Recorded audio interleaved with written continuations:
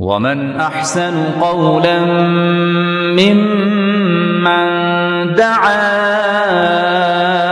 إلى الله وعمل صالحا وقال إنني من المسلمين.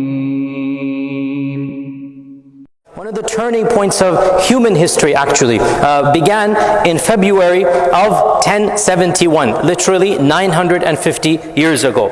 And this is the famous Battle of Manzikert, the Battle of Manzikert. Now the actual battle occurred actually in August, but the preparation and the marches and everything began February. So we are now 950 years basically at the beginning of the famous, one of the historic battles of all of human civilization. What is this battle and why is it so significant? In this battle, for the first time and for the only time in all of human history, a Roman emperor was taken a prisoner and captive by the Muslim Sultan. Okay, that is significant, isn't it, right?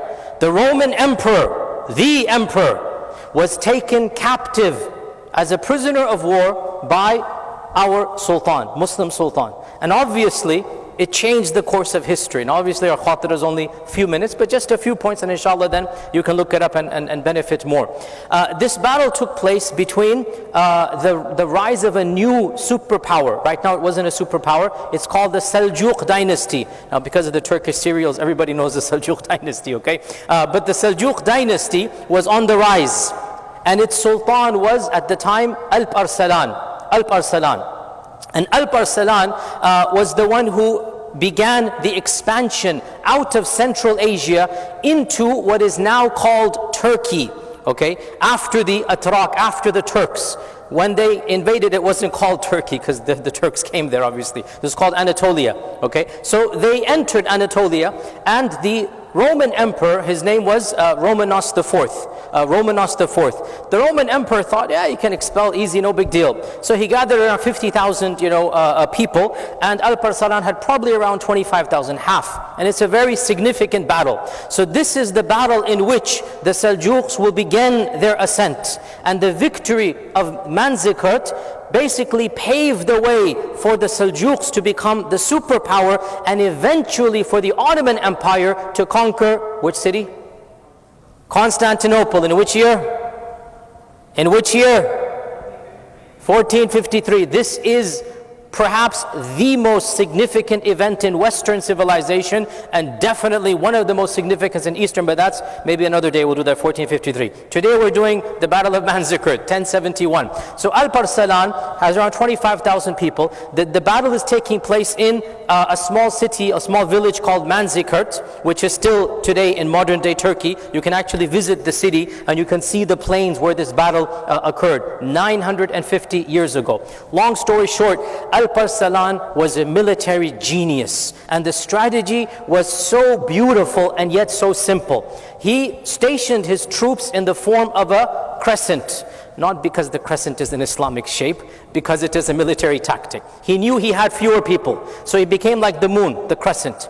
And the army of the Romans, the Byzantine army, they spread out to become a thin layer. And long story short, the crescent kept on expanding, so the army kept on diluting. Okay, so he's making the crescent go larger and larger, and the Roman army is then diluting to fight the troops. And then he basically takes a contingent and doubles down on the right flank and then the left flank, leaving the middle flank with the emperor unguarded, right? So he destroys the right and the left by, if you understand, I don't have a diagram here, but he's basically withdrawing backwards and making the crescent larger and larger. He's making the army thinner, and he already has in his mind, the troops know that at a particular point in time, they're going to completely maneuver and they're going to start surrounding in circles, 2 circles here and there, and the middle army is basically left for the time being. Those are gotten rid of, and now the middle, which was the most ferocious, there was, called them the Marines or the elite, which is where the Roman emperor is. There was a special troops, a special trained troops in there, and eventually, obviously, the side guard is gone, and now Alp-Arsalan circles in, and after a fierce battle, because these were warriors, these were the military might of the Roman Empire, he destroys them, and an average Seljuk soldier finally enters the tent, the royal tent, and there is the Roman Emperor Romanos IV, an average private, the lowest level. He captures him and he brings him to Alp-Arsalan. The only time in all of human civilization and history that a Roman emperor is taken prisoner by the Muslim Sultan. Alp-Arsalan ordered him to be fed and spent the night in VIP tents and whatnot. The next morning he called him. This is a legendary conversation. And he said to the Roman emperor, "What would you have done if I had been taken prisoner? If the situation were reversed, what would you have done?" And Romanos angrily said, "I would have cut you bit by bit, killed you, executed you."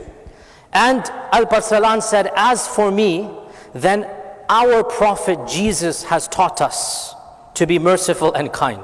He's giving him da'wah. Our prophet, meaning he's also my prophet. Our prophet Jesus has taught us to be merciful and kind. And as for me, I shall let you go and gift you and return you to your kingdom. Although he did take a ransom, that's also the case. He took a ransom and he took conditions as well. No more invasion, this and that. So he got the treaty he needed, but he did not harm a hair on his body. He actually gave him fine garments, fine clothes, gifted him, and sent him back to Constantinople. Eventually he's going to become Istanbul. Sent him back to Constantinople. But that event was so demeaning to the Byzantines, to the Romans, that they basically did a coup d'etat. They got rid of him, they threw him in jail, they killed their own Romanos emperor, and then civil war began amongst them. And of course this paved the way eventually for 400 years later for Istanbul to be conquered, because obviously the Seljuks now had a base in what would become Turkey. So this is the beginning of that series of conquests, and we are now in the 950th year. Beautiful point to learn, and inshallah with this we are done. Our Prophet ﷺ said, "Whoever humbles himself for the sake of Allah, Allah shall raise him up and lift him." Alp-Arsalan could, without any problem, have executed or done something. He's the prisoner, and it's the way of the world. Nobody would have said anything, but he is learning from the akhlaq of our Prophet ﷺ when he conquered Mecca.